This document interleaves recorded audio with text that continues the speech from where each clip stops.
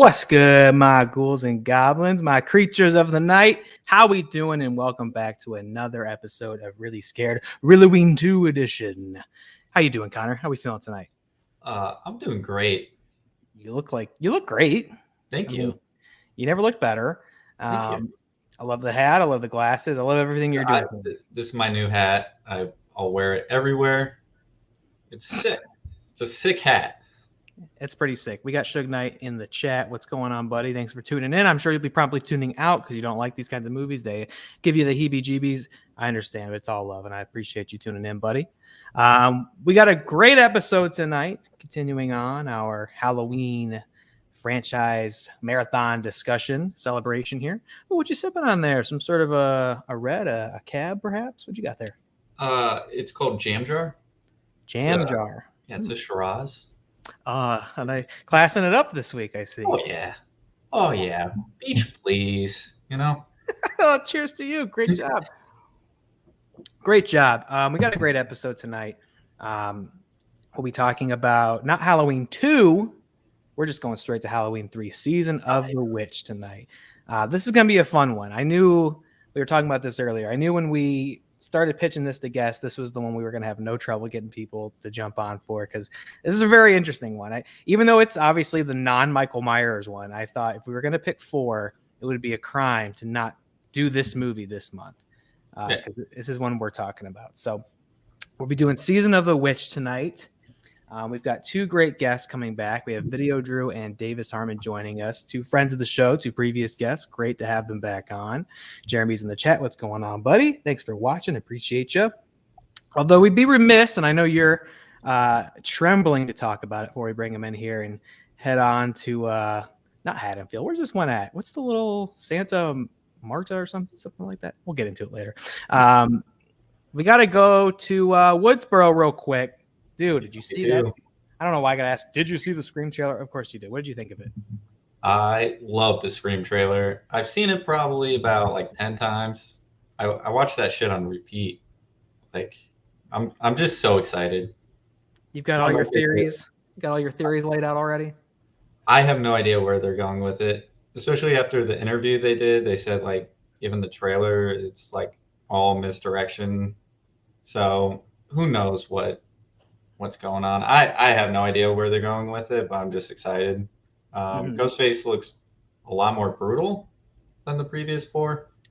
He did. That was something interesting. I thought, like, wow, he's kind of like moving more like a Michael Myers or a Jason type. That usually he's always like tripping over tables and shit and like a total doofus, which is a quality I love about those movies. But yeah, I agree. It looked like a little more efficient this time around. Now, obviously, everybody's got their entire inner workings, what they think the movie's about, or that it's spoiled too much. But we know, and the filmmakers have said much. They got a ton of surprises wrapped up for this one. Yeah, I'm just so excited for it. Scream 4 was the first one I saw in theaters, just because I was too young to see the previous 3 in theaters. But I love 4, and I love what they did with it.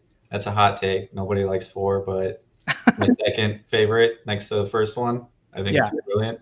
But I just get so excited whenever anything Scream comes up. So super excited for this. It's a great time to like slasher movies. Chucky just came back. Scream Which around is the corner. Fantastic. The new Chucky series is amazing. I'm surprised how good it was. It was a lot of fun. I haven't watched any of it yet. Worth checking out, huh? Oh, for sure. It's worth checking out. Okay, that's the one that it's like it's all like all in continuity still, right? That was the thing with this one. Yep. Okay. All right, I'll give it a spin. Yeah, great time to be in the slasher movies. Though interestingly enough, we're not necessarily talking about a slasher movie, though we are talking about a Halloween movie tonight. Oh, we got the Moose himself in chat. Moose Haas. Thanks for tuning in, buddy. We may just be seeing a little bit more of the Moose before the month ends. Thanks for tuning in. Appreciate seeing you. We've got a great movie to talk about, a Halloween movie, though not a slasher movie, and we've got 2 great guests to bring in. Connor, why don't you do the honors with our, let's just say our guy with the long neck. This guy's pretty cool. Like you said, long neck. Besides that, really awesome. Returning guest, Davis Harmon. Can't even see him. Hi. How's it going? What's going on, Davis? Welcome back to the show. How are you? I'm great. I heard some comments about my neck that I didn't love, but other than that, I'm awesome. I'll find a way to forgive you. Thank you. That wasn't a great way to make you feel welcome, in which you very much are. It's great to see you. I've already Welcome forgotten back, that. It's fine. Cool. We can move on. We can be the bigger people about this. We also have another returning guest tonight. Another great guest, the one and the only, the one word, Video Drew. Hey, How's it going, Drew? How are you? good. I'm so excited to talk about how the bones are their money in this one, and so are the worms. Really excited to talk about the night the skeletons came to life. They really did do that, didn't they? Yes, they did. This is going to be a blast to talk about. It's like we kind of had this problem last week with the original Halloween, where it's like, good Lord, where do we even start? And I still feel that way to a certain extent with this one, but only because it's so just bananas. Okay, I have an idea. Why don't we Okay. start with the fact that they have a big thing in here about how like the Irish are manufacturing Halloween masks, and apparently that's the thing that sticks out as like strange in this scenario. They're like an Irish like company like making like Halloween masks only in California, and you're like, what? What? And that sort of sets the tone for like what we're dealing with here, because it's a lot of like, what? Did I miss something? Are Irish against Halloween? I didn't know that was a thing. I did have a thing like right before this where I was talking to my girlfriend like right before I started watching it, and I was like trying to just put it in a bottle real quick of what this movie was about. I was like, yeah, it's not Michael Myers. It's like a different one. They tried something different, and they got these Halloween masks. And I like, as I started to talk it out, I was like, I'm not really sure how to finish the synopsis. I'm sorry. Yeah, no, I had the same troubles last night. My Olivia was like, so which one is this? And I was like, the third one. And she's like, so where's Michael? And I had to explain the whole thing. And she was like, all right, and went to bed. Guys, it's easy. You're like, hey, it's the one where Halloween exists, but diegetically in this world, Halloween is a movie that is fictional and they can watch on TV, interspersed with a bunch of commercials that are an indictment of capitalist society in the way that like Squid Game is, but in a more supernatural way that makes less sense. Yeah, that needs something corresponding with like the whole message about capitalism that kind of just negates that. Yeah. Also, they turn into worms. And they stole a Stonehenge. Yeah, and they stole Stonehenge and they pull their hair up but not out. So it's pretty good. But I've always thought, like, how do you give people a synopsis of this movie? Because every time I've tried, I've been like, do I mention Stonehenge? Is that not yes. Yes. Yeah. Yeah, I'm sorry. Sorry to interject. Yes, you mentioned Stonehenge. Like you start telling someone about it and it's like, first of all, Stonehenge, just keep that in the back of your mind. Guys, it's like an MLM. You're just like, guys, have you ever just thought about like how like nobody knows what Stonehenge is really, and like you're just sitting at home and wanting to make an extra couple bucks? Well, here I have the masks for you. Even if you talk yourself through the how of it, the why of it is also not super easy to get to either. It's not a great executed plan anyway. Even if it worked to its full capacity, it's a very bizarre plan without like the most stated motive of all time. You just kind of got to say fuck it and go with it. But think about like the best things in the world and like the best pop culture in the world, and try just explaining that, like your favorite things. Try explaining that just like based on like no context. If no one had the context for it, like it would sound crazy. Like try explaining like Cabin in the Woods or something to someone who has like no context for what's going on here. You'd have to be like, okay, so there's like a merman and a unicorn and the zombies and they're in a facility, but actually it looks like a cabin. Like it's just, the most bonkers banana batshit things are usually the best ones. On top of that, imagine how much context the movie Cabin in the Woods would have to give you if they were to reference Halloween 3. Oh my God, there's a Season of the Witch. Oh, maybe is there a Season of the Witch thing I missed? That would have been amazing. Yeah, what do they name that folder, right? Like they weren't brave enough. I don't know. They probably do. They probably have like, kids made out of bugs or something. Bug kids. The chem department's fault. It's always the chem department. Jake Yakavetta in the chat. What's going on, man? Thanks for tuning in. Good to see you. I guess we're kind of in summary here, echoing the thoughts of people in 1982 when this movie comes out and everybody is hyper confused by what they had signed up to go see. I can remember even, by the time I saw this, obviously I think it was on TV. My like gateway to this franchise in general was pretty much AMC movie marathons as a kid. I think they're running them right now. And I can very distinctly remember Halloween 3, thinking I knew what that would be. And like getting more than halfway through the movie and being like, hey, when's Michael Myers going to show up? Like, I'm like, there's a lot going on in this. I'm very curious how he's going to tie into all this. And like maybe 5 minutes left, realizing, wow, he's not going to show up. Is this correct? Like, is the TV guide wrong? And I guess that's what a lot of people experience, where it wasn't so well received off the bat. But now it's got its like own, contingency. It's got its own following. I think a lot of people see it in different through different lenses in retrospect, now that they know what you're going to get. Yeah. I mean, like, look, I think it's the kind of thing where, like, yeah, you're like, this was too bad shit to even, like, conclude back in Halloween. But they did. The druid cult angle, they did decide to, like, reincorporate back into Halloween. So, like, if you thought that was just too bananas, like, no. Apparently the part that was too bananas was, like, the manufacturing element of the Irish making Halloween masks. Yeah. That part was too bananas. But, like, not the part where Michael Myers was, like, resurrected by a druid cult that, like, worships Stonehenge. That part's because that makes totally sense. bananas. Yeah, that I can buy into that. I can't buy into bug kids. But Well, the the thing Irish? is, the worms are their I money. can't buy into the Irish. Just can't do it. I I can't don't buy know how into- else to explain it to you. They've never seen so much food before. Underground, there's half as much food. So I don't know. I don't know what else to say.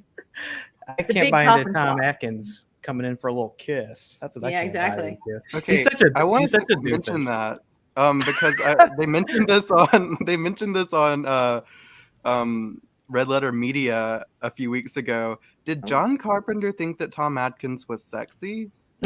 Well, John Carpenter didn't direct this. He only did like the pickup shots for this, or like he went back and did a lot of reshoots. He didn't. Okay, Yeah, well, like- people like in the charge action- of things in the the action was 80s thought definitely that a he was pickup shot. sexy is my problem. Well, Tom Atkins, he's in a couple Carpenter movies, though. He's in The Fog, I remember. Yeah, he's in The Fog. He's in Escape. But so yeah, is he Donald was sexy Pleasance, in and I don't that think we too. thought Donald Pleasance was sexy. He's got a great butt. Whoa. I think this guy He is is, kind of first of sexy. all. Like, I think he is kind of sexy. Like, he's got this like, well, he's sexy in like a Carpenter way, which is like he's got this like little pug nose and this like flop of hair that you can tell, like, as where we are now, you're like, that hair is not going to last him very long. But like, No. I'm sure back in the day that didn't look like a toupee. Great like, I that comment. was am great. attracted to anyone that screams warnings at me. Well, then Something I love about his character is he's just like a big doofus. Like there's Yeah. nothing cool or endearing about him. He just kind of stumbles through the plot, and he's like a shitty dad. This is something I didn't understand. Isn't he married and have kids? He's divorced with kids. he's divorced Yeah, kid. to Nancy Okay, Kice. that excuses the boob sucking. He's divorced, and I'm sure it was his fault just based on his Oh, yeah. behavior in this. Oh yeah. Probably. What is his job? He's a doctor, right? Drunk He's a doctor. doctor. Okay, Well, I wasn't. This I is was where I confused by get the whole lost. opening of He's this. a doctor, but he goes on this like mission to. He acts like a detective. Yeah, I thought he was a cop, and Just also like when I I was might be the real Thinking person. about like explaining the movie, I said he was a detective, and then I was watching the movie, and I was like, oh wait, he's a doctor. And then I was Has like, he been wait, involved? why is he acting It's- like a detective then? I think it's because the daughter of the guy who's killed originally came up to him, and he was the doctor of the guy who gets killed by Yes. the He was- android. like, people. I don't give a shit. I'm a He was doctor. he Yeah, was but his he wanted to patient. get laid. So Yeah, That- he does. Very That really quickly. seems to be all it is, though, right? Because, like, yeah, it's his patient, but in leaving to go on this quest, he is abandoning his 2 children who he's supposed to be watching for the weekend, and then he's also abandoning his responsibilities as a doctor. yeah, not he's at the actually hospital. doing her during. Well, the guy dies, right? The dad dies, or is he still alive? He dies super hard. He gets his head crushed like a melon. Yeah. by Right. a Okay. So like robot. he doesn't have to be that guy's doctor anymore. He like can he can just reject his responsibilities for the weekend for some poon. Because why not? Like, it's a hot chick. And I guess like bad dads are not like a fatal sin in horror movies. Like that's really not a sin that you can die for. Not like being a not. slut or something. Apparently not. I mean, at first I was thinking like, the first time he says he can't go watch his kids, I'm like, okay, a man was murdered in the hospital. He's got to talk to the police.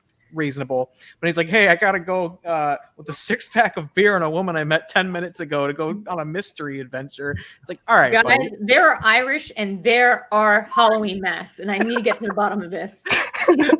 Like, it seems a little out of his jurisdiction. It's, As I a feel like doctor, yeah. if he wasn't like into her, it's just so not his problem.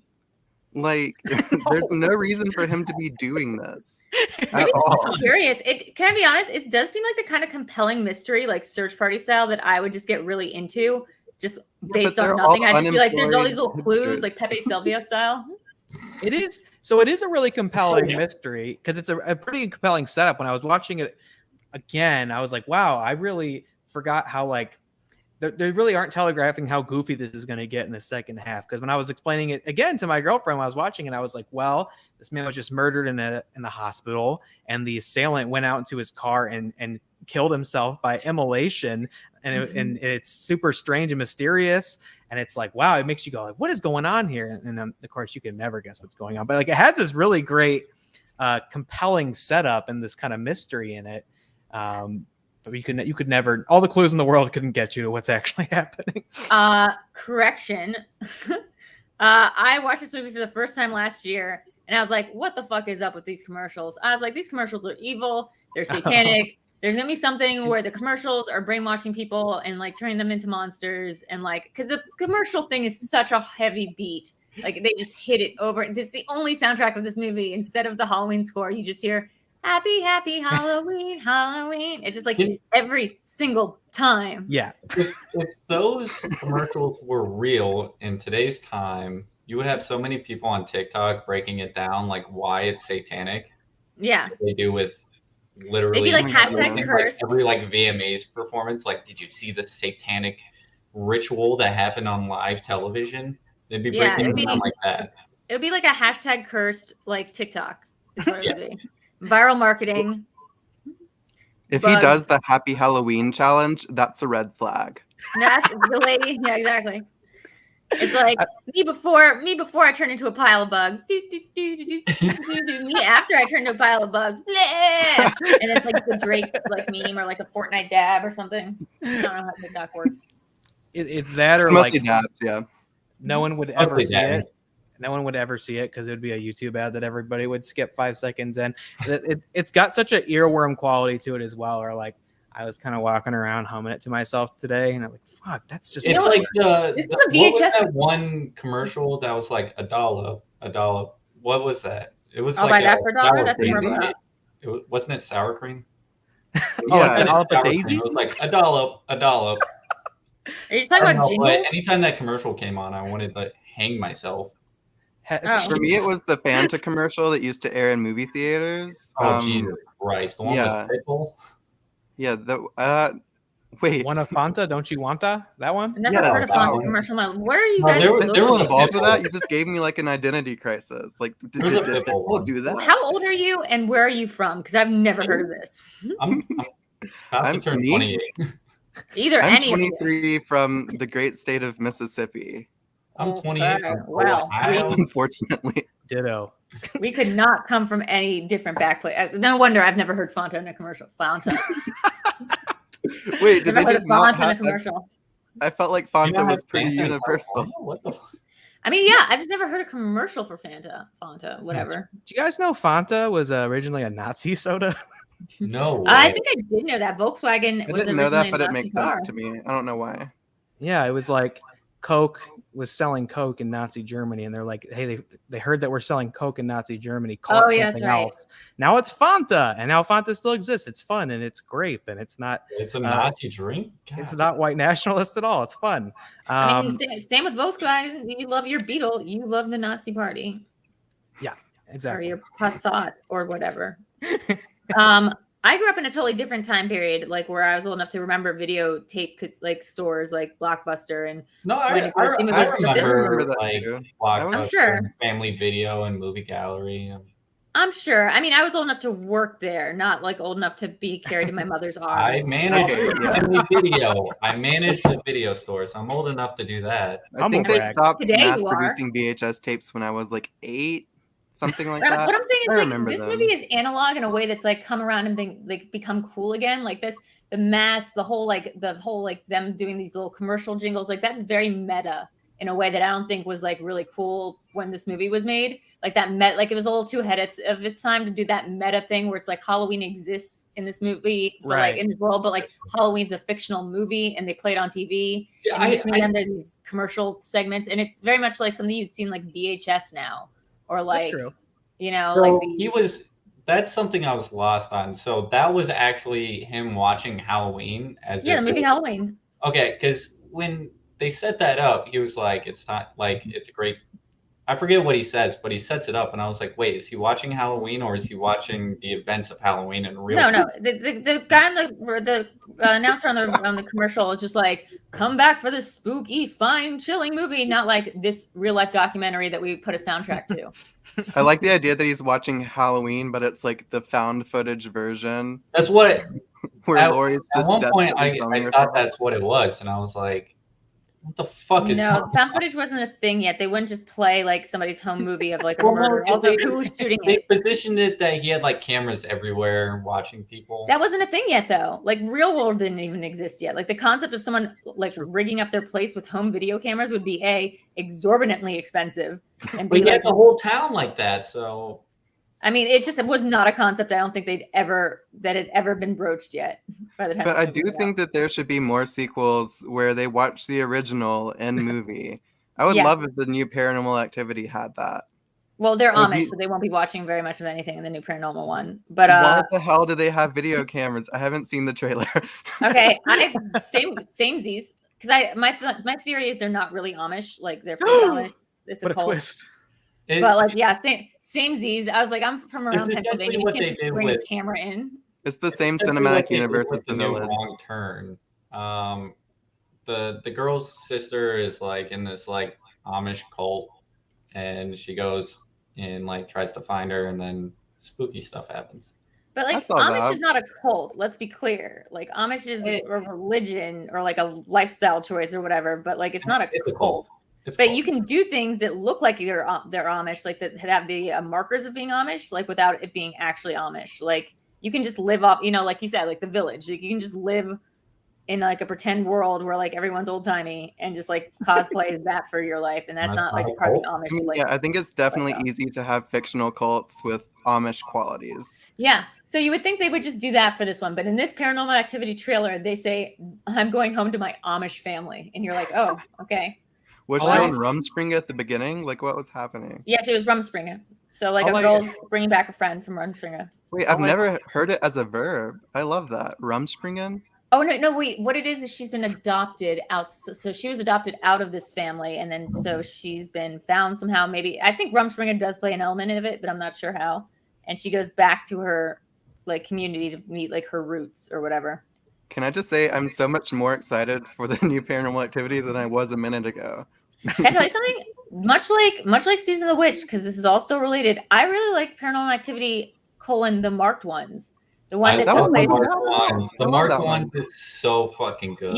Christopher Landon did that. The guy from Happy Death Day. And, I love Christopher Landon. Yeah, so that was one of his movies. It's like a soft reboot, kind of like Season of the Witch. It doesn't really take place in the same universe. Like it's all about brujas and like people getting these special powers and stuff, but it's so good. Wait, I really thought that was didn't the marked one have a girl from the second one in it? She like came back and she was like, not the marked ones. Yeah, there's some time traveling in the marked ones. Oh yeah, at the very end, I forgot. Right. I mean, it's more like Chronicle than anything. Like it's just like these kids develop these weird like superpowers because of like I don't know. It had nothing to do with like the matriarchal cult at the center of the Paranormal Activity movies. Or Toby, the entity named Toby.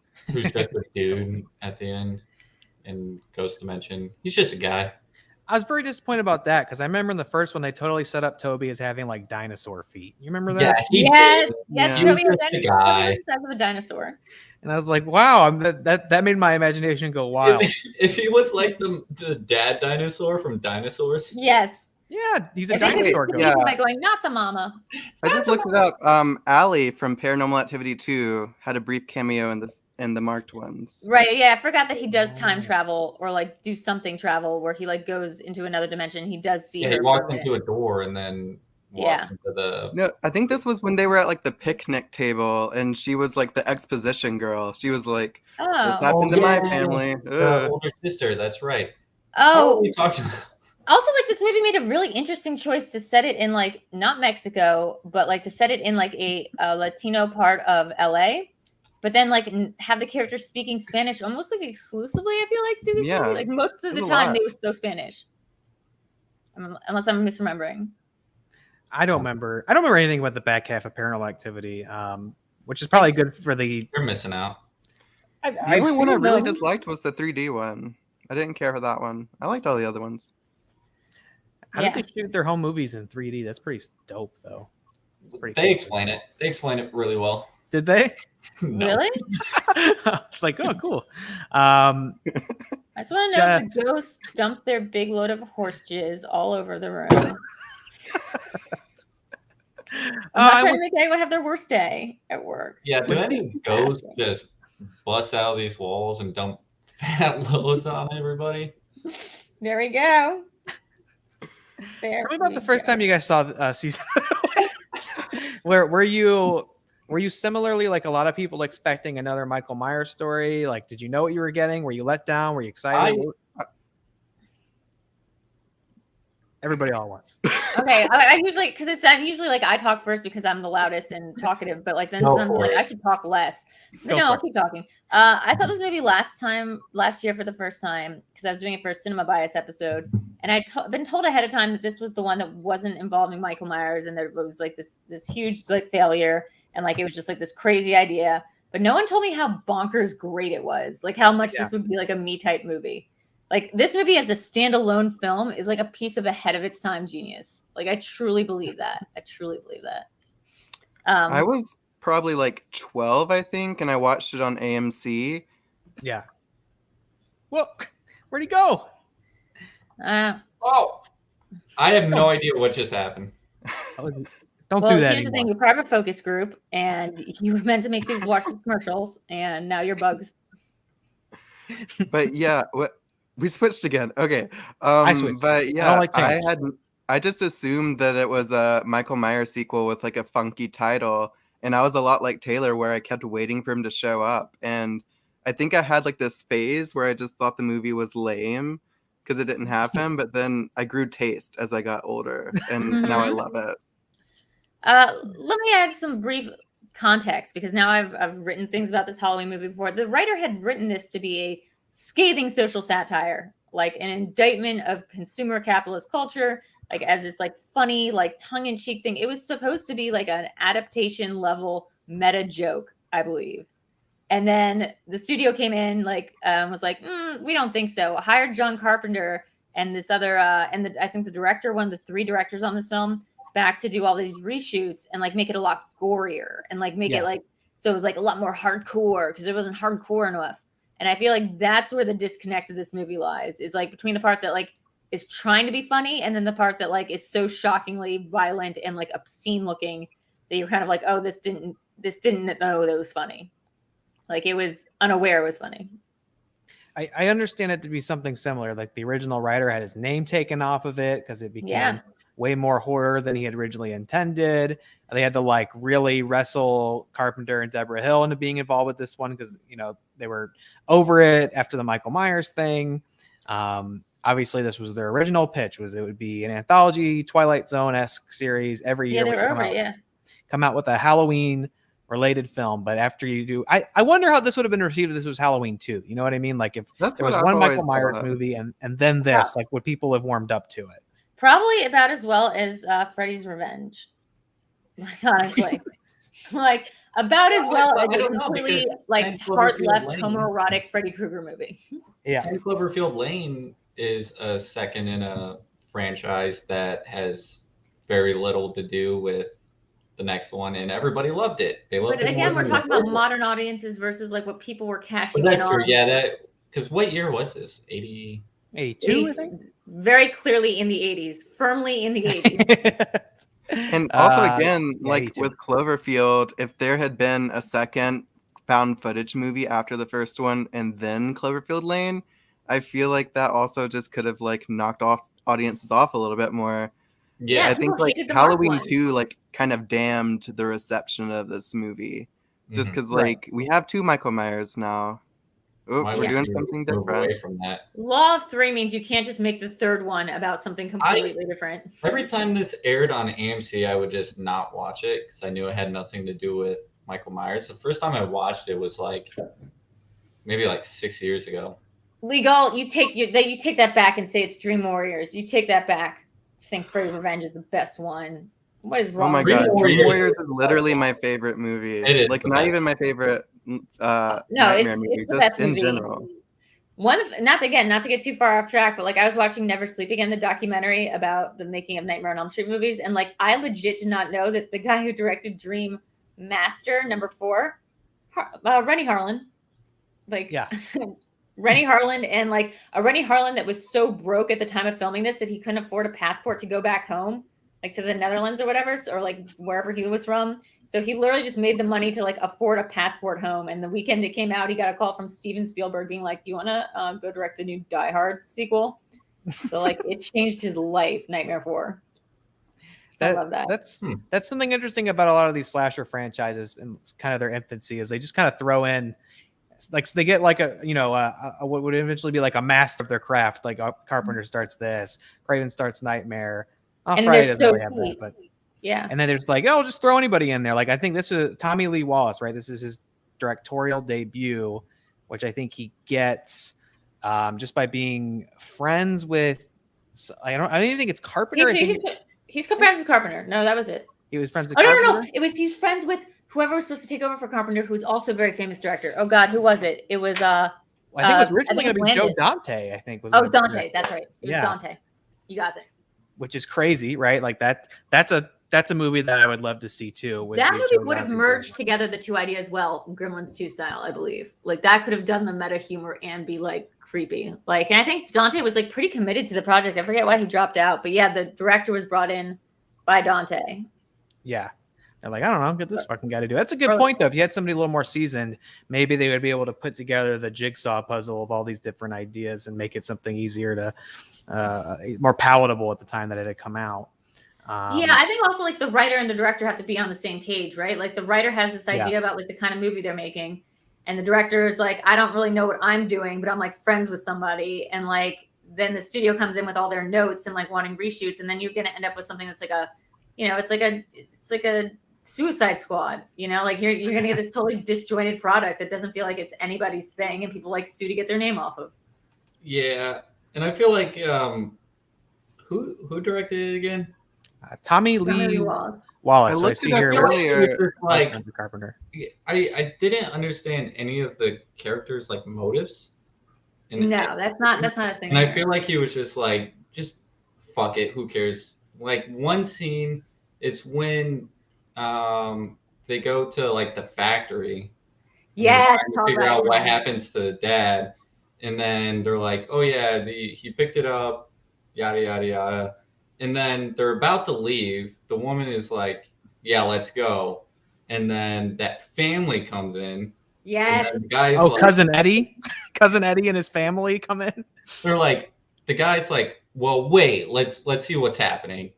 And they wait. And then it's like, the guy wants to stay. And then the guy wants to leave when they're invited for the walkthrough. But the girl wants to do the walkthrough, and then it just keeps switching back and forth about who wants to leave, and I'm just like, what the fuck is going on in this movie? Like, I got like, how did the two people possibly agree to come here in the first place? I also love that that's the part that like he found too confusing, and not the scene of the family in which they watch. Well, that was also again, and the girl turns into bugs. The events that made sense to me.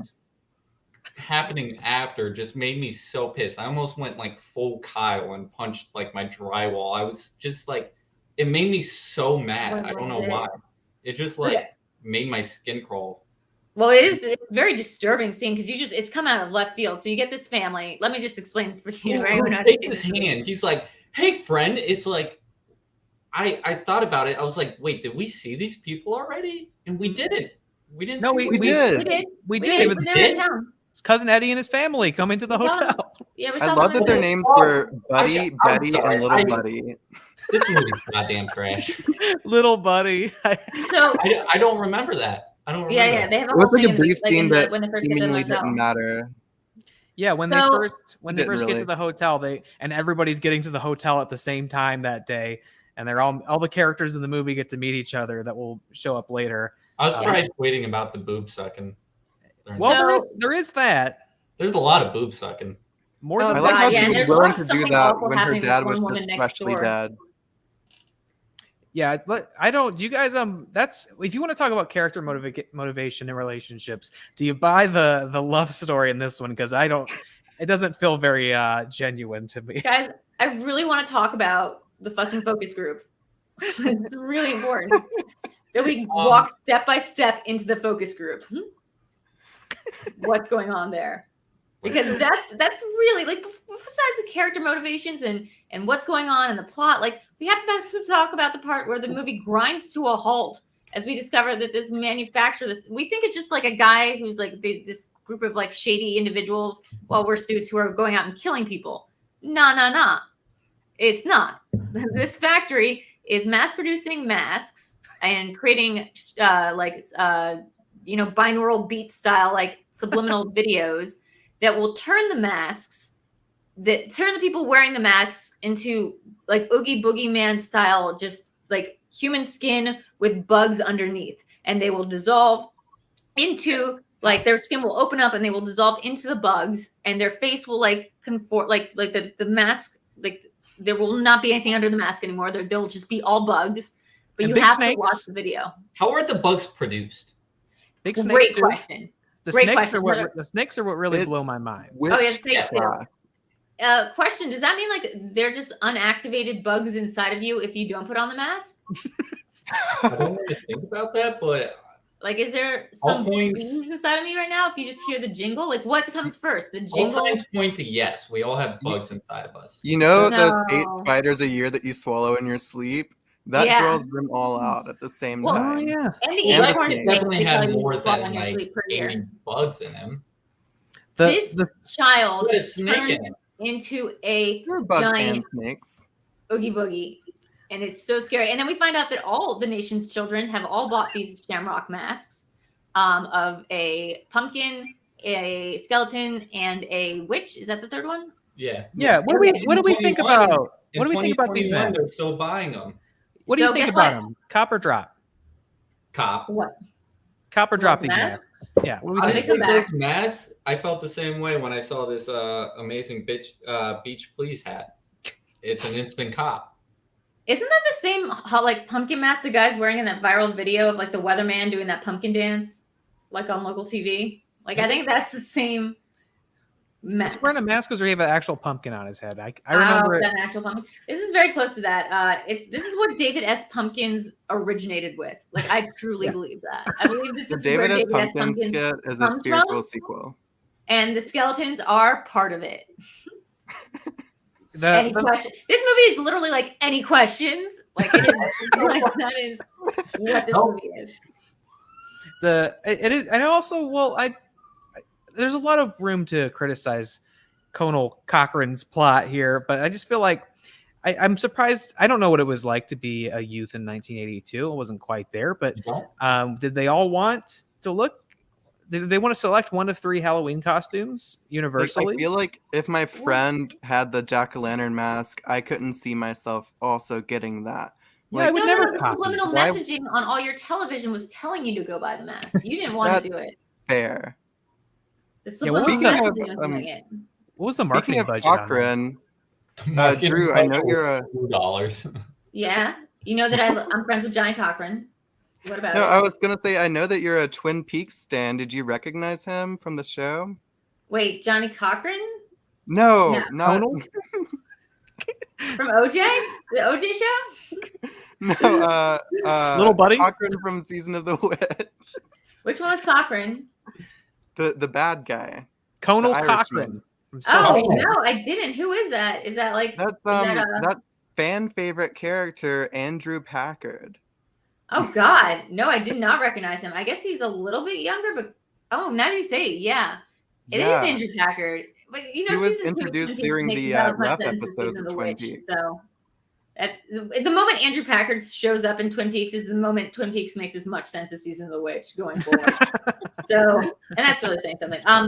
I do love a villain who takes himself out like after describing like his evil plot. So the hero didn't technically have to be there or do anything. Like the villain successfully pulled off his own thing. Like he pulled it off. It's just that he did it wrong. So he got blown up by the druids or whatever. His exit from this film, it's the perfect ending for his character. It was like, well, I wasn't going to spend any time explaining really how this worked, and I'm going to die in ways that are unclear as well. Wait, it's like also like, was this the plan? Is this a good? Like I'm looking at it being like, is this the good thing that he wanted to happen, or is this a bad thing that he did not want to happen? Because it does end with like the world is going to be like murdered by a bunch of like, I don't know, a bunch of commercials that are going to turn your kids into bugs, and that's going to end the world. Drew, I have the answer to your question because as I mentioned earlier, I have the Halloween 3 novelization on my phone. Oh God, please tell me. Yeah, he's going to read the whole book. In the novelization, it implies that he does not die, he teleports. So it was, in fact, part of the plan. Where did he go? It's not specific. It just says it goes away. What else happens? What else happens in the novelization? Please tell me. Okay. Last point. Most of it's exactly the same. The ending of the movie is very, well, not super, but kind of ambiguous. Where like technically he could have gotten it pulled off the air, but the last sentence of the book, there was only the sound of the rain outside and the rising tones of a pitiful wailing within and without, spreading across the town and the land without end. So the book just ends with children screaming. Okay, so can you? I thought that was the parents screaming about the children. It sounds like maybe. I mean, either way. Screaming as their parents turn as their kids. Wait, can you go backwards now and read me the whole last chapter? Yes. Okay. Epilogue. Hey, can you actually just go back and start at the first page? Can you start at the first page? First page. How many pages? I don't need the first page. I just need this epilogue. I need like a little bit of it. Just Copyright 1984, Jack Martin. How many Streamlabs do we have to get for Davis to read the whole book tonight? I haven't mentioned the Streamlabs, I think. So I'll keep my constant thing open. If you guys hit a donation goal, I will read a page from my middle school diary. Ooh. There we go. Great. There's a lot of crazy stuff in here. Is there a Season of the Witch one? No, there is not. I mean, but there's some creepy ass shit in here. It's all Andrew Packard fanfic. It is all Star Wars and Scream related fanfic. Yes. If we hit our goal, then Drew will read the novelization and Davis will read her diary out loud. We'll do a switch. I also have Gremlins 2, the new patch now, so if anyone wants to hear anything from that, I got you. Oh yeah, I'm gonna buy that too. Actually, do you also know that on the DVD version, like the Gremlins, like fuck with your menu options? I remember that. I did. I had the DVD. Yeah, I don't know. And then on the VHS, they eat the roll of VHS. So basically, what I was saying before we started is every version of Gremlins 2, the part where Hulk Hogan comes in and like stops the Gremlins from fucking with the movie theater. Every version of media has a different iteration of that. Like Hulk Hogan isn't in the home video versions or the novelization. Instead, they have the Gremlins like coming and breaking the fourth wall in various different ways, and it's awesome. How goddamn good is the soundtrack to this movie, though? Aside from the jingle, I'm thinking like.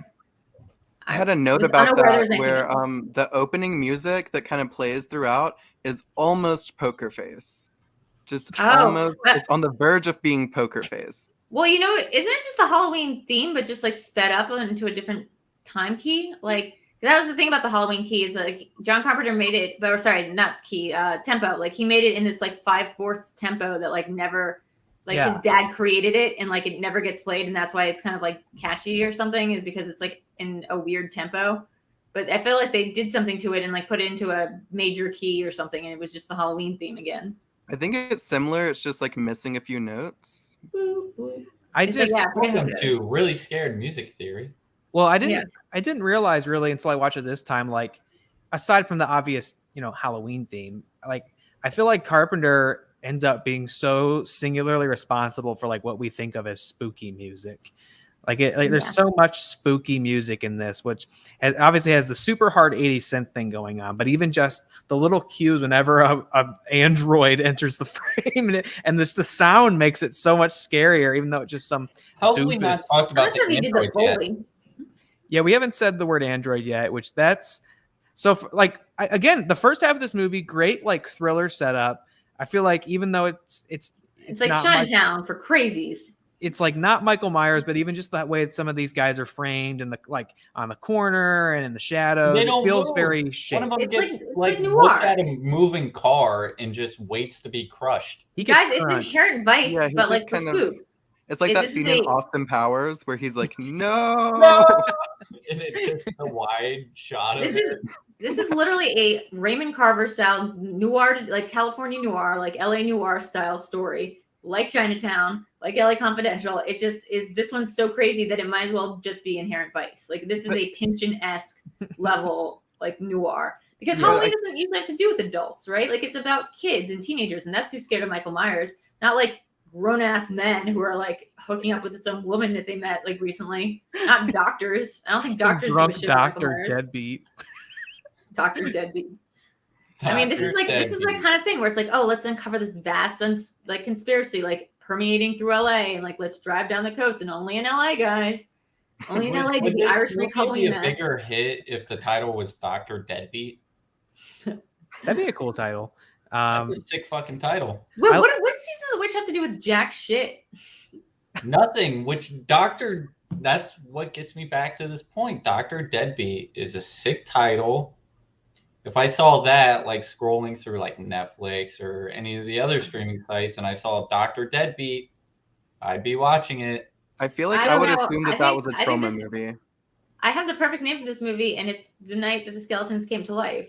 And it's going to be a big hit, and I don't know if you're talking to me, Billy, or the other Billy. The subtitle is Their Bones Are Their Dollars. I feel like this movie said that the bones are their money like 4 times, but that's because it couldn't remember if it had said it or not already.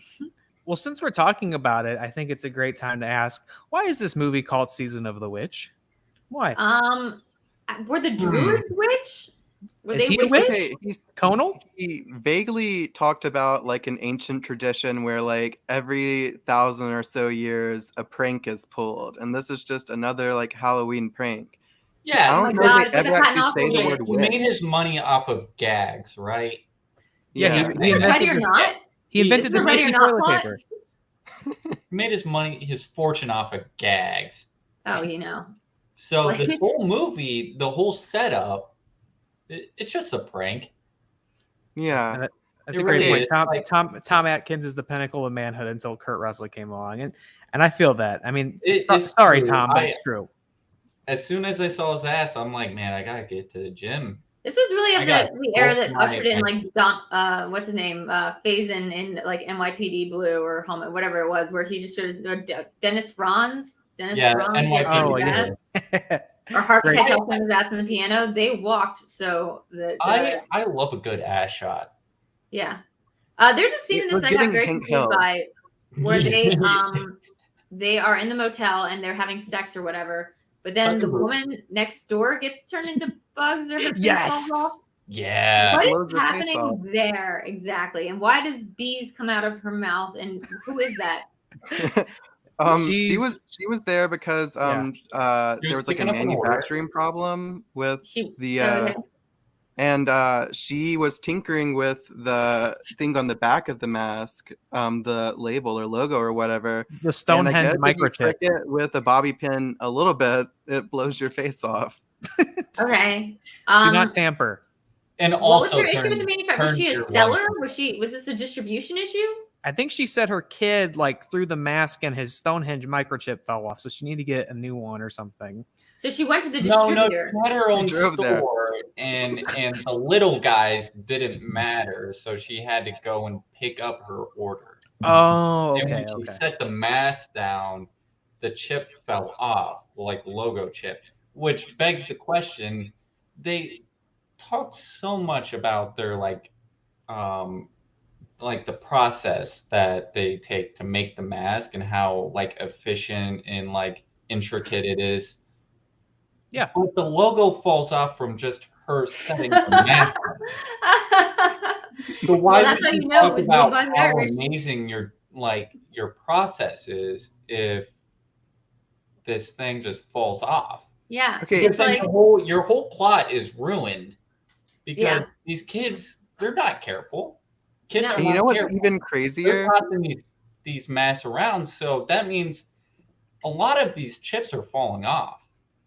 Yeah, no, these chips Yeah. would be falling off constantly. This is why we don't have a lot of imports from Ireland, I believe is what this movie's messaging is. Yeah, fuck the Irish. This movie is very much fuck the Irish, Stonehenge for Evs.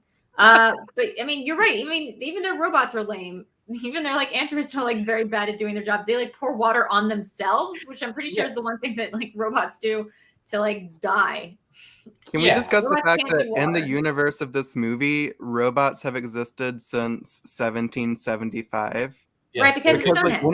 when he knocks the head off of that one, Cochrane picks it up and he's like, "This was a classic, 1775. I'll try to Broke get a my old replacement." robot. It's like, no, stop. What? And What? your microchip technology has not been. Maybe it's just it's not the microchips are doing bad. It's just like they haven't found the synthetic material to like latch it on that well. Like there's not enough good like people with fasteners. Fastener technology hasn't caught up with the times. They but haven't changed their microchip recipe since 1812. So Why haven't they just built the whole thing out of a fucking microchip? if my Roomba, if I bought a Mark. Roomba and it just like ran over water just because it was like fuck it, it's water, and just like lit itself on fire, Yeah. I'd be like, why did I spend like $500 on this? Like, Oh wait, is that supposed to imply it wasn't water? It was gasoline the whole time, and that's why it lit itself on fire. Yeah, he like lit that. himself on fire, I think, because they wanted to get rid of the evidence, and What very a- easily done because he's a robot, so he blows up and they can't find his body. Guess what? Maybe What a the math were non-conspicuous cheaply way to get made rid of the 'cause they- evidence. He couldn't have just gone around a corner or like disappeared or like taken himself apart somewhere that's outside of the parking lot of this place. because now you've set up the implication that maybe this person was a robot, because when she's digging, like sifting through the ashes and like the materials in the car, it's like there's only mechanical parts in here. Yeah, And I'm yeah. This talking guy about- pretty much wanted to be. He was a droid who wanted to be found out. Like this droid Yeah. fucked around and he wanted to be found out. This is actually not the programmed to original do that. sequel to Blade Runner. And Yes. Blade Runner Oh my 2049 is actually the third in the trilogy. Wait, I can we do talk love. about- I do love that she apparently does figure it out right first. Like the implication is she's like looking at the pieces and she's like, "Oh shit, I gotta call someone." Oh, He was a shit. robot, and because she figured it out, a robot has to kill her. A robot appeared Who'd she and was call like, then? damn it, I was waiting till Yeah, you who'd she found call? out that it was all the robots, and I've been So the waiting robots have for, like, existed 7 for all this days. long time. Do you think only the robots know how to make this nanotechnology, or like they just do it now because like they learned how to, like that one guy learned how to do? Like I'm saying, like if he's taken out of the picture, will this technology continue to be manufactured? No, Like- I think it's all from Conal's brain. You need Conal. Okay, so How long the has he been alive? so the Druids the witch. created the like nanochips, and then we just like they just sat on that information for like so many years and only used it for like prank-based purposes. Because it like, wasn't the season of the witch yet. Duh. it wasn't the season of the witch yet, but they did use their nanochip things to create droids who have been around forever, living amongst men, or at least in factories, before there even were factories. So like just really hiding out. Is there a sense here that these were aliens? Like what were they doing? Who creates nanochips and then just chills? What were they doing, and what are they doing still? Yeah. Even once you get to hang out To with this them. day. And I do love that we get like the fact that he's surrounded by androids gets passed very quickly after it's revealed, because it's like, oh no, I've been doing that for a long time. That's not the cool thing here. Like, Yeah. come into this room, I'm gonna turn this kid into bugs and snakes. Like But robots, I've been doing that for years. it's Yeah. this weird melding, and I wish they had taken more time to explore this, because it is like a very Ghost in the Machine thing to like combine the supernatural with the like android element, like Yeah. combine the tech with the idea of like some ghostly or with some otherworldly like witch power. Like that's a cool idea that I don't think we've explored enough, like in any pop culture, honestly. Like a haunted robot, like that's fucking dope. Like let's do Right. that.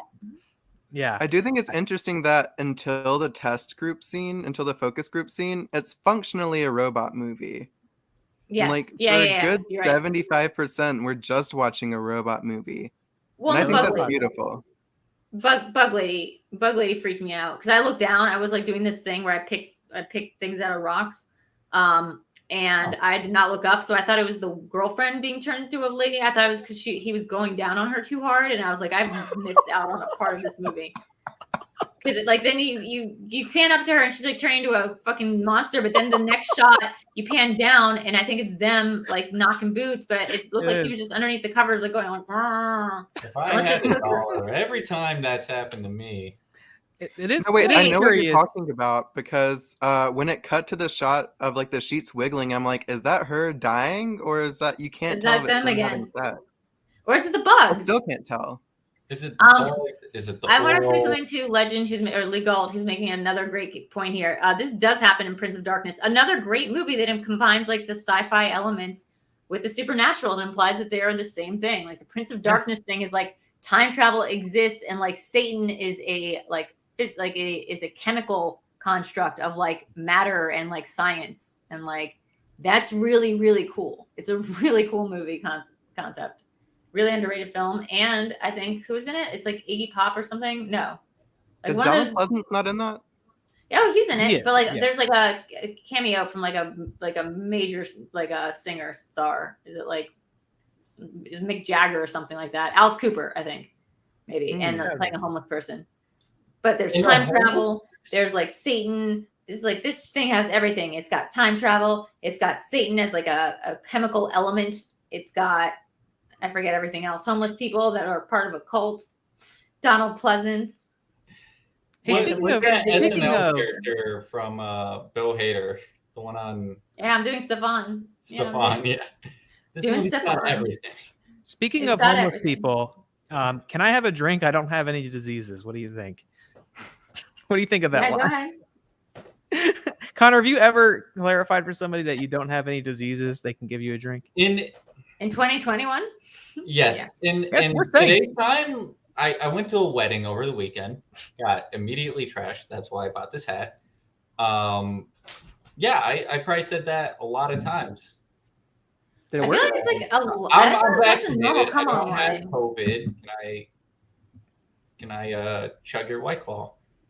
Even pre-COVID, I feel like this is like the kind of pickup line that like it's like that like really shitty pickup artists would tell you to use because like I don't have any diseases, guys. It conveys that like A, you're flirting with her and you want some of her drink, but B, you don't have any STDs, so you're giving off two pieces of information just right off the top. Hey, it works. Yeah. It works. Unless you go around the corner and get your whole dang ass head pulled off by a robot. How do we feel about that scene? I mean, that's not a disease. Not a disease. Not a disease. She didn't have that as a disease. That's true. You can't catch getting your whole head pulled off by a robot. As far as Not I yet, know. anyway. Yeah, as Thanks, far as Obamacare. I know. Well, if I want to get my head pulled off by a dang ass robot, that's my right, and you can't. No. stop Diseases me. aren't what they used to be. I'm just saying, not my body, unless it's robots. Save our robots. This movie is more graphically violent than I think either. Definitely the first Halloween, but even Halloween 2. Yeah, and it's graphically violent in a completely different way. Like watching Michael Myers stab the shit out of someone is different than watching a kid's like just the existential terror of watching a child turn into bugs and snakes from the inside out as their head caves in. And this creepy childhood jingle plays, and like gas is pumped into this like room, and these parents are just like losing their minds. Dad They're, gets like, bitten by a laughing hysterically and rattlesnake. crying. I don't know about that because the amount of times a shitty little child will come into my store and just like fucking bang on everything and like. Oh yeah, they're And exactly the rip same as everything their off head the caving wall. in and I'm bugs. like, I wish this kid would turn into a bunch of bugs and snakes. And then I watch this movie and that happens, and I'm like, hell yeah, not that terrifying. Kind of wish But like, who would clean up those bugs and snakes? That's Oh, true. and my Huge question mess. is, that kid was a piece of shit. Huge mess. and we Lots of saw it. both the parents Shit. dying. So my question is, how far away do you have to be to survive? Do you just need to be able to outrun a snake and you're Oh good? no, I think like, if they you're died an because adult? they're pumping gas into the room. Like another thing that they were doing. Yeah, was because the pumping, mom. like I think the radio waves just make everybody crazy because that mom was laughing way too hard. No, they said that they were doing something with like they'd been putting chemicals in their shit, like straight up like Cat in the Woods style. Either chemicals or radio waves. Yeah, I can't remember. Well, mom's out. She's out like a light, and then dad, he kind of stumps around, but then he gets bit by the rattlesnake that emerged from his son's head cavity, and that was done deal right there. There was a control group in the next room that had 0 drugs. So the radio waves are going to make you crazy whether you're adult or kid, and whether you have the mask or not. Is that what we're saying? Is that what we think? That's what I got from it. A little how bit. come the radio waves aren't affecting like the main dude, like the protagonist? I thought it was. It did because all he wants to do is suck boobs now. Yeah. Well, that was before. He was always doing that. He was always doing because that. he watched the commercial. He got in a lot of trouble. Popping up the mask. He watched the commercial in the hotel room. He was listening to it right after he was sucking boobs. The dude just wants to suck boobs. Yeah, I think he always was like that. To begin with. What do you think that he was always like that? I think the radio waves were like. Oh, he's clearly always been like that. I mean, the TV signal, like that's different. It's a different thing. You just have to be in the room. Yeah. This guy. I'm gonna Google this about whether it was the subliminal messaging, let's call it, of the TV signal, or if it was a chemical extra. Because I just thought the mom straight up wiped out. Like she just never like sorry, giving up. Like this is too crazy. I'm dead. It affects people. No, they have a line where they're like, we've given them something. Like now watch. We could consider the fact that we're definitely thinking about this more than the writers did. I mean, go to the novelization. What does it say? Find that okay, chapter. hold on. Let me Conan find that say, chapter. I pumped the room full of witch gas. Does he say something like that? He does. Okay, witch, let's see. right? Let's see. What was the main character's name? Daniel. Does it say I'm sorry, Daniel watched the Silver Shamrock commercial and had the insatiable urge to suck boobs? Look, he's always like that. He clearly is always He's like just that. a boob sucker. He got in a lot of just trouble. A boob sucking bitch. Nancy Kia's divorced him. He got in a lot of trouble. He's always doing that. Halloween season the witch. Halloween. There was a deleted line of dialogue at the beginning where he was like, "Please let me suck your boobs, ex-wife." So it had nothing to do with the radio waves. Okay. What do you got, Drew? Did you get something? Okay.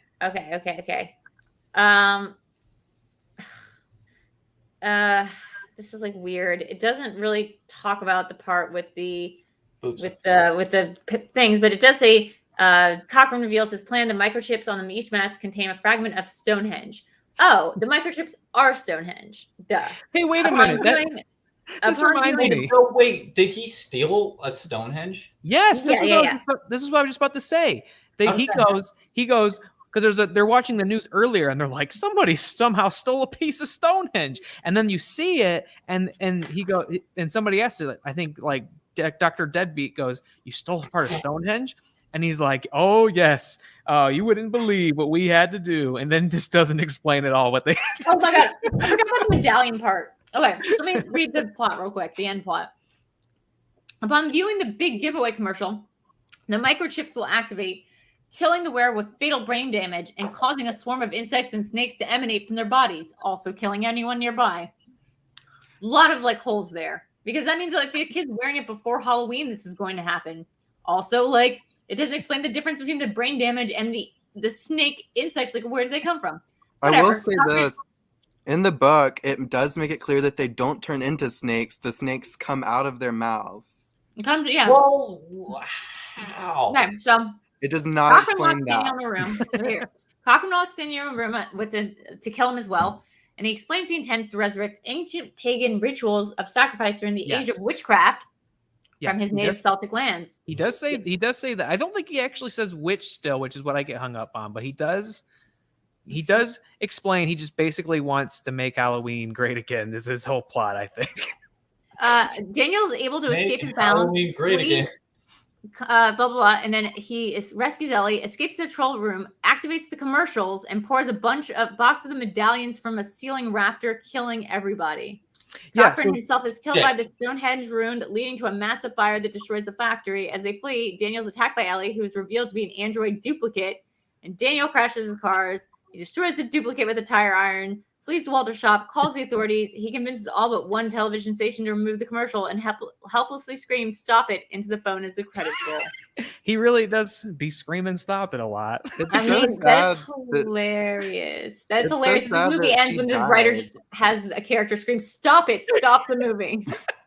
And it's just over. He really doesn't actually seem to save anybody or help at all. I mean, well, because we have this revelation that Conal, according to the novel, just went somewhere else. Like, and he looks very content with the weird when he turns into a weird paper thing and then disappears. He's like smiling. He's not. I thought he bummed turned about into it. Well, it says that Stonehenge. it kills him in this one. He turns into Stonehenge. I don't know. Maybe He's like he part of does. It says that Stonehenge he's now. murdered by Stonehenge.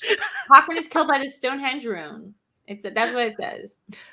Look, if Dr. Loomis could survive a hospital exploding, I think this guy could survive being turned into Stonehenge. I'm just reading from the wiki. What does that mean? I mean, because there's nothing to say this is what he didn't want. He doesn't go like, "Oh no!" Like, he looks up at the hero and smiles and turns into Stonehenge. There's not. I mean, for all I know, that was what he was trying to do. I don't know. I don't know. And then the guy, poor Ellie, how the last thing she did before she died was have sex with Tom Atkins. we don't know if she died. That's the other big question mark. They just don't ever address she didn't what die. actually happened. Well, she didn't die in the hospital in a fire. Then she died when she was a robot. So it turns out, guys, he was the witch in question. They exploded the He's factory. a witch. Cochrane's the witch because he's the owner of Silver Shamrock and the 3,000-year-old witch from the title. Oh, yeah. He's 3,000 years old? Oh, no, I'm sorry. A witch from the film's title. He was originally a 3,000-year-old demon in the original script. Oh, in the original script. Okay. But well, he is the witch. And the poster of this movie does exactly have like how old he is. The poster of this movie does have like a scary demon face that we never really see anything resembling that in the movie either. Yeah, it's good to make your posters like from the very first draft of the script before you do anything else. Lock it in. No, guys, we're good. Do we have the cast yet? No, but we got this first draft. Let's just go with that. Yeah, you never quite seen anything represented that way in the film either. It's just so many. I've never had an episode of Reely Scared like this before, where we just kind of like try to talk each other through the plot, or like last one. It was such a place of reference, right? Which I guess this is too. Still, it's all out of love. But like last time, it was like, hey, how good is Halloween? This one is like, hey, what is Halloween? I will say that if anyone watching hasn't seen it, this is not helping them. Like if anyone. By the way, let's just talk about how like insane the jingle is, because the jingle itself is nonsensical. It just goes 8 more days till Halloween, Halloween, Halloween, to the tune of London Bridge. So 8 more days till Halloween, Halloween, Halloween, 8 more days till Halloween, Silver Shamrock, which is the name of the company that makes these masks. Mm-hmm. It's always 8 more days. I think no matter what day it is. So no matter what day it is. They do count down though, because they do count down. Okay, good. You hear it, I think literally the number is about 16 times in the movie, and it is gradually counting down. And sometimes it has, I think this was actually Tommy Lee Wallace's voice too, saying like, "Hey kids, tune in on Halloween and sit up close with your mask on for the big giveaway." That's the big giveaway, wink, wink, which the giveaway is a rattlesnake coming out of your mouth. And wow, you know how many parts Jamie Lee Curtis did in this movie, like voice parts? Like she came back for this movie. She was the voice of the curfew announcer. She was the voice on the telephone of the service provider. Like that's crazy. That's like her actually wanting to be involved with this, I feel like. Considering the next movie, she was hard out. She was hard out for the next film. So is that just 2 cast members from the original 2 that were in this? Who was the second? Nancy Keys or Nancy Loomis from the first one. I don't know. She plays Tom Atkins' ex-wife. You see for like 2 minutes. Okay. She does look very different in this. I didn't realize that was her the first time I watched it. Yeah. That jingle is a banger. It is a banger, but it's also just it's a banger because it's this theme from London Bridges falling down. It's not like he wrote a banger. I like how in the thousands of years they've been operating, they couldn't come up with their own tune. They had to repurpose nowadays people are releasing songs and just ripping off not classic, but songs we knew growing up. Like they've ripped off Misery Business. They've ripped off All American Rejects already. Like, people are just ripping off songs to the tune of nowadays. Like, they just make new songs to the tune of whatever. Conan So, Yeah, I Trailblazers. think that idea maybe It is the really thing. was ahead of its time. It really is. Look, man, this movie is got everything. It really is like a Stefan bit. Like it has everything. It has androids. It has like ruins of Stonehenge. Bugs, It's snakes, got bugs. It's got like too much booby sucking. It's got like, a lot of like, booby It has sucking. the right Just amount. This too much. movie has wait. Can we talk? I You know know we what? How talked about uncomfortable it it, made the but men this in this movie has a lot group. of booby sucking. His It go-to made you move guys is uncomfortable. like How much his boob? go-to move is let me suck boobs.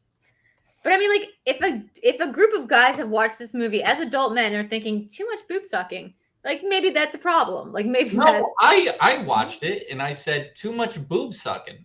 what I'm saying. You said that. That's a problem. Like the creator of this movie has. If men are watching this movie and saying too much boob sucking, because that's not usually a complaint I hear from guys. Okay, in I'll say movies, this. so. I'll say this. I don't like boobs, and I still thought it was an appropriate amount of boob sucking. Okay. Wait, I gotta say something here, which is I don't like the idea of like suckling because it's too much like a baby does, and I think that's gross. So Yeah. don't do that in a movie. yeah. Here's it- my You know, thing. I'm not gonna kink shame. I'm not gonna kink shame. I'm not gonna. Here's my thing. kink I'm not, shame, like, a but it's a prude, but lot of I- boob sucking. Like, why is his go-to move? Like, he gently lays her on the bed, and then it's like, it's boob sucking time. Like, come on, you've got to have a better move than boob sucking, right? My thing Yeah. is, like, I don't really like sex scenes in movies, but I usually, like, I know who this is for. I have no idea who this sex scene was for. I have no idea who wanted this in this world. Well, like who wanted this, and then also who wanted this, but also wasn't seeing this movie with their parents.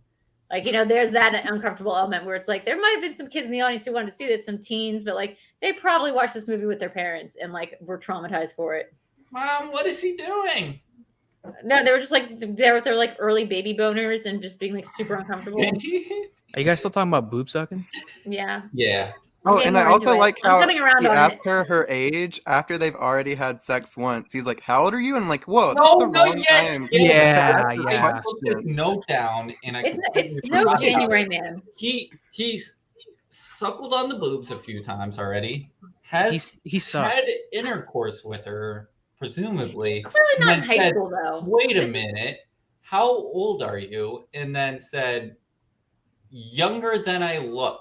No, older than she Yeah. is. All right, yeah, Oh. yeah, yeah. It looks like she's mid-30s, so like that's Yeah. fine. I feel like this is fine. I thought she But said also younger keep in than mind, I her look. dad That is a was That's what I fresh mean, one. but she looks like she's in mid-30s, so even Either younger way, would be fine. creepy.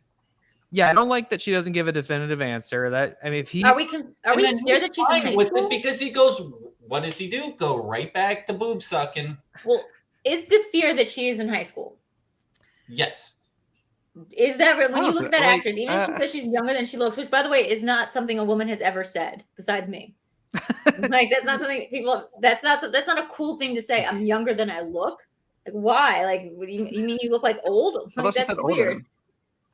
But like I don't think that like somebody who looks like they're in their late 30s like should be like bragging that they're younger than they look. No, I just aged terribly. I just the sequence of him waiting to ask that until they're like they're past the point of no return. She doesn't give a real answer, She's not going to school. and then that's enough for him to say, "All right."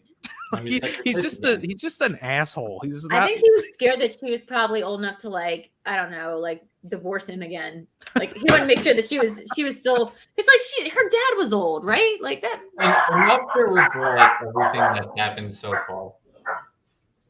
Okay, guys, I just asked Twitter, and her having sex with Tom Adkins is a trauma response to her dad dying. So Yeah, it of makes course. sense now. But also, like, Yeah. let's not get it twisted. He's like a hot doctor. Like, what's not to like? Like, he's not like hideous. Like, He's got a great ass. he's got a great ass. The camera loves it. He loves to Straight out suck of Arlen, boobs, which, by the way, is Texas. a very giving lover thing to do if you're into it.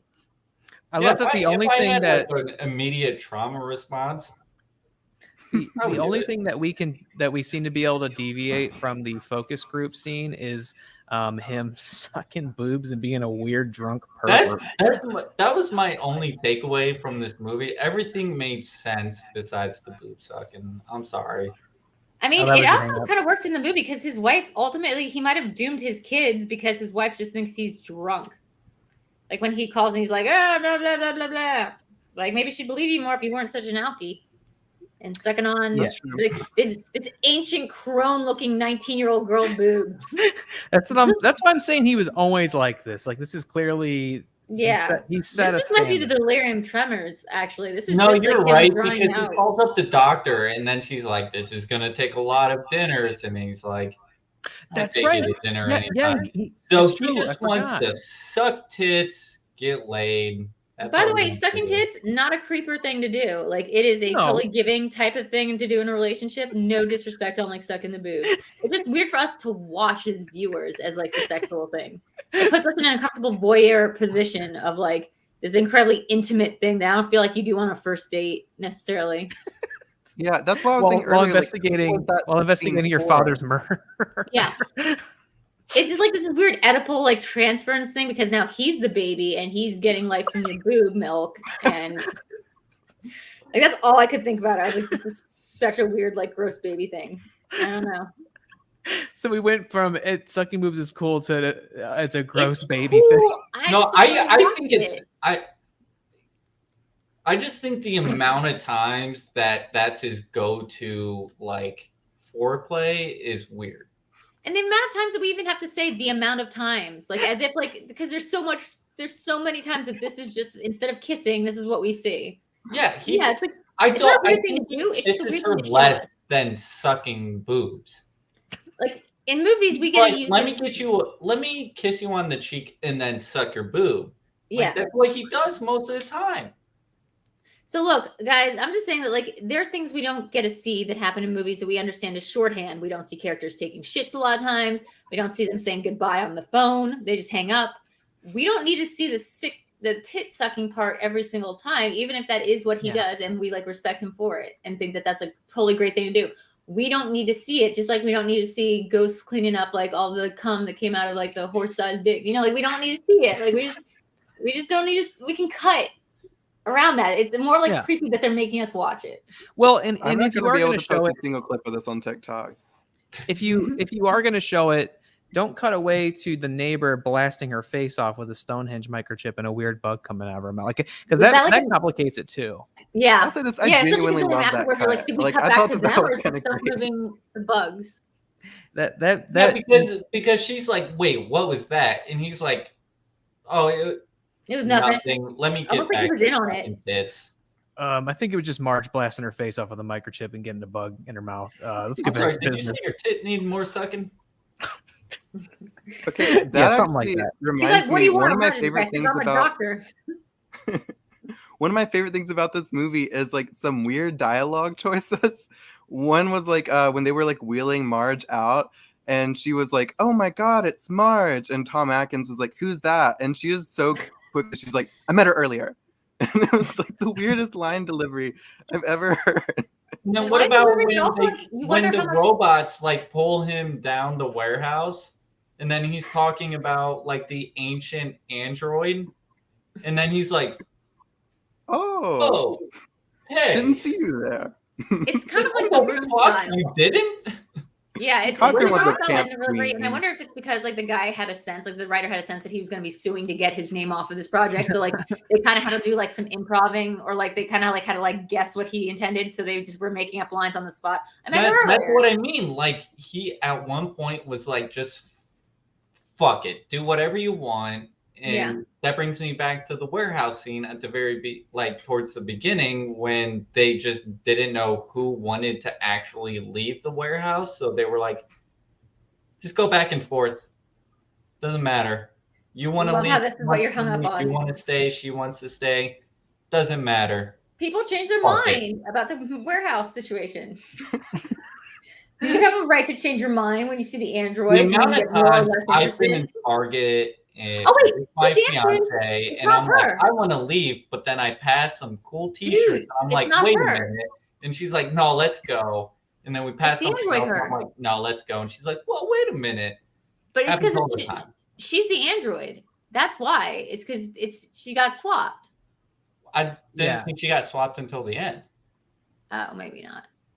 Well, that's an interesting question that they just again, they love asking questions with no interest in answering them, because they at the end just say, by the way, she's a robot. It was never revealed when it happened.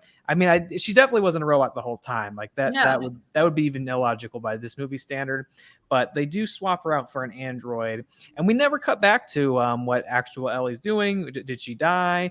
What happened to her? You don't answer that. I mean, question. I would assume Too late. even if she didn't die, she would Then she die when died. they exploded the warehouse, when the They factory exploded burned it to the so ground. hard. There's like a Yeah. snake left just slithering out. Also, the idea that you're gonna like kill everyone in the world because you're hoping that the snake and bugs are gonna do their jobs and like whatever, like that's so inefficient. That's true. What is the snake and bug agency in this? Like, did they wake up and they go, all right, here we go. We're going to do the thing that we came here to do. Like the bugs is one thing. Cause like bugs are And dummies. The But like a worms are the snake, money. Yeah, I get bugs that. are fucking Are idiots. you asking like how much agency do the snakes have? Like, Because- Yeah, because are they came out of born nowhere. evil? They were basically made out of nothing. yeah, They're like they were created out of nothing. was Literally what if- nothing. Yeah. There's no substance in the body that was worms and now just came out. Like the worms were just fabricated. Well, you I know, swallow looks like 8 a snakes snake. a year. I'm just wondering, like, did the snake come from the snake dimension? Yes. Was he just born out of nothingness? Does he wake up and say, I know I'm a snake and I am understand what snake. that Well, no, because means? he's not snake. Hey, he's a boy. He's a boy, and then he's a snake. Oh, maybe. Oh, the boy's consciousness is in the snake, and he says, "I'm gonna No, bite no, my no, dad. no, I'm gonna no, bite my dad in inside. the leg. Fuck him." I don't know. Is my answer. I don't know. I don't have all the answers. I would never claim to it. I'm I like I a do the wonder idea if that like the magnetic snakes man. have an I agenda or would they're do it. acting on instinct. Yeah, or they wake up and they're like, "Oh my god, I'm so pissed off that I'm a part of this. I'm gonna bite I everybody in the room. exist. I was just born and I hate it. This sucks." God, I feel very Fucking pro bug in that sucks. situation. Or it's just the shitty Yeah. kid's personality transferred into bugs. Well, the Little kid bug- was little shitty, buddy's a stinker. so I like how Let me like there's put some snake. deadly snakes and then there's just potato bugs. Like, ooh, they're also crawly. Equally dangerous.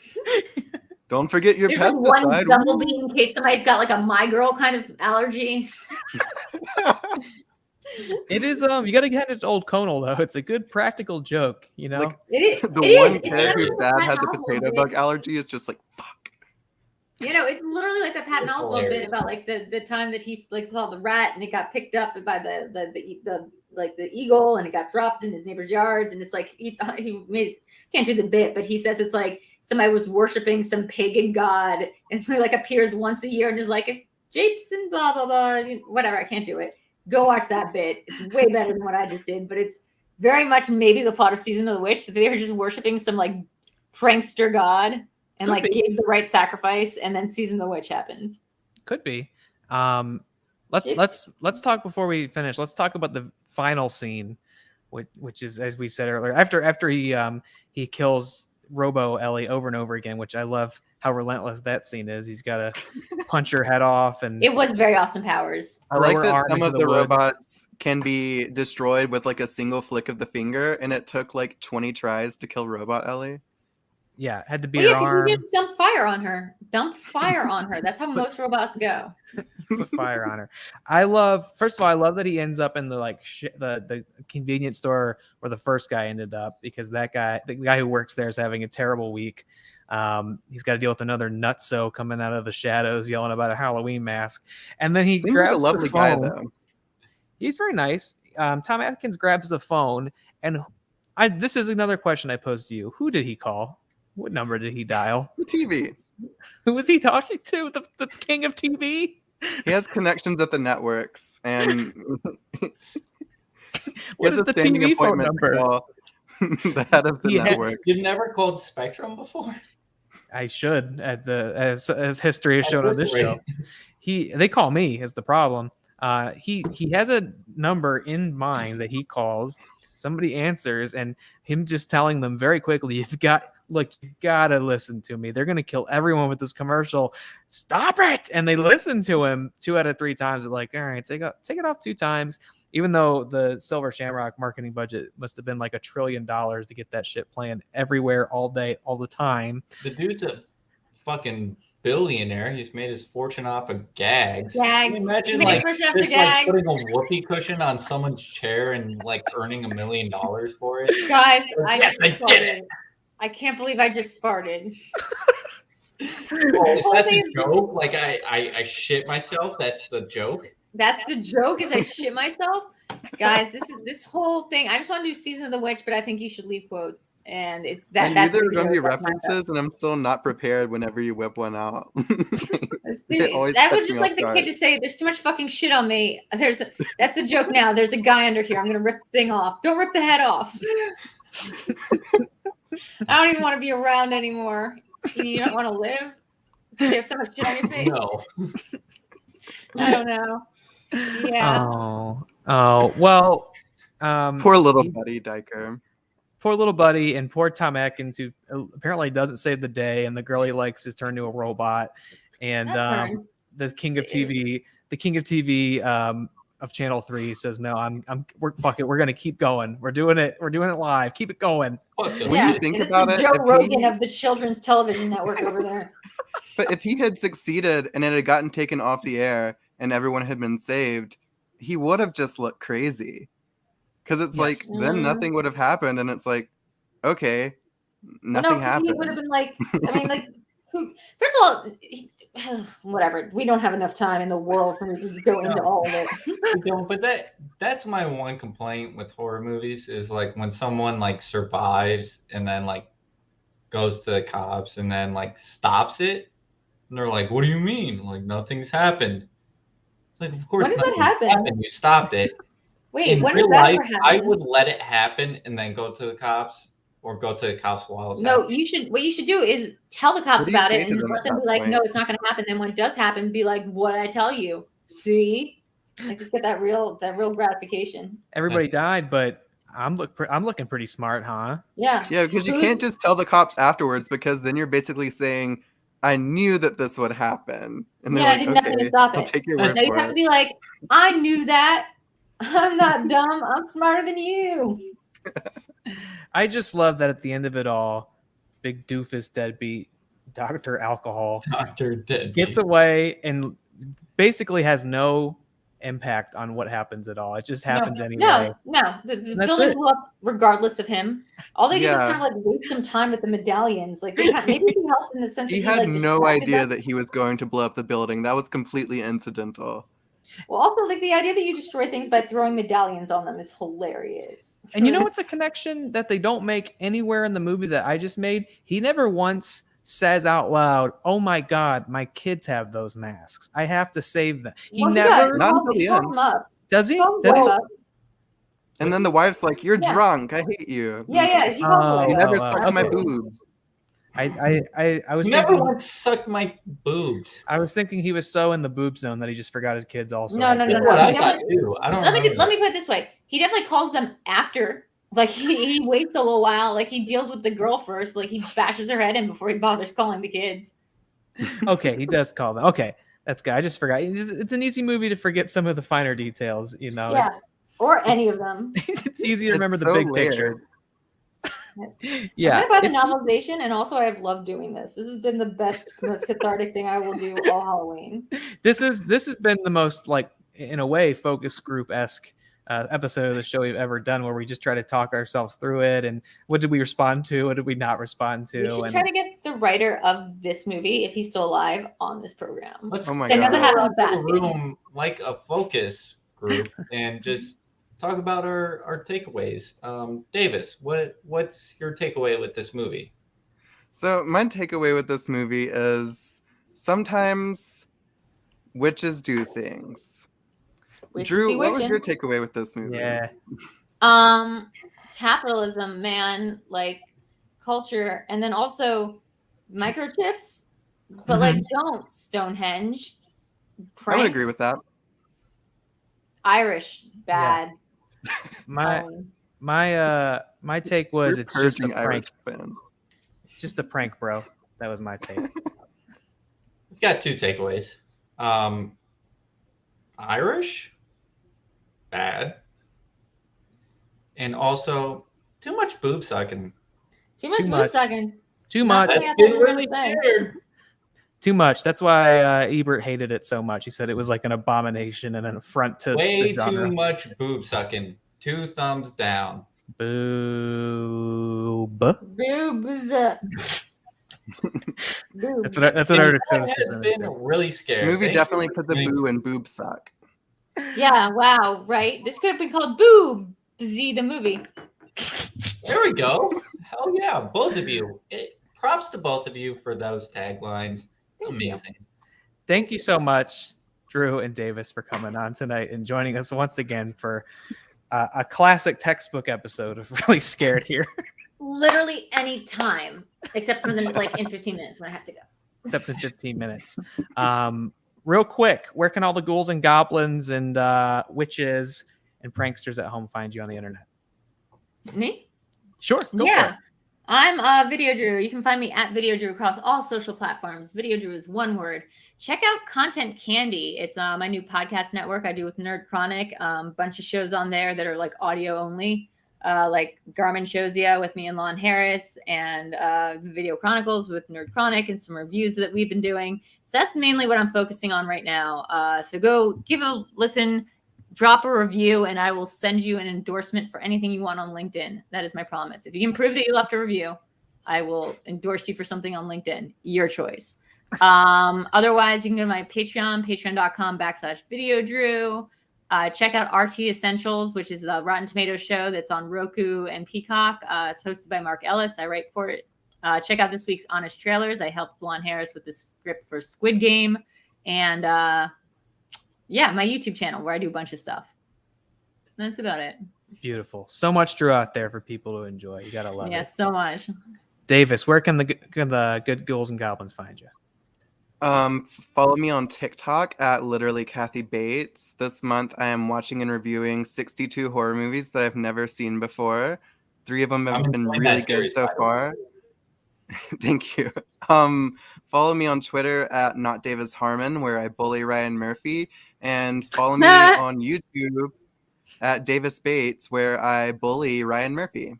Oh my God, thank you. Finally, somebody. Somebody put him in his place. Davis has You got him. He's got his awful. number big time. And come back next week, next Thursday, 8:30 p.m.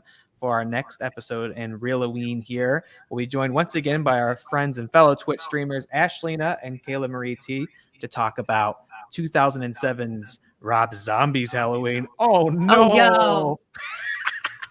Oh no! Now that was an Brad Dorff. episode. That was an episode where we had to pitch it to somebody like, "Hey, would you come on for this one?" I've never seen this one before. I still I haven't watched it yet, like so. it. Pretty good. I like it. I don't like the I'm second excited. one, but I actually really like the 2007 Rob Zombie I like one. Brad I like Dorff in it. it. Like he's great. Like what a great role for him. Oh yeah. This will I be my. think the second one, I think Rob Zombie was ahead of his time. It's an Me too. A24 movie. Mm-hmm. We'll Dude, I explore totally that get it. next I really is. There's no difference between H2 and The Witch. There's no difference. We'll I They're mean- functionally the same movie. we'll They're explore that functionally the next same week. movie. We'll explore Guys, that. thank talk you so about much for having me on. I could talk forever about just all of this, but love Later. to be here. Thank you guys, and thank you everybody for watching, whether it was live or after the fact. We appreciate you. We'll see you next week, and remember, Don't suck too many boobs. Yeah, forever. Or Stop not like it! Eric. Dangerous. stop it. Stop it.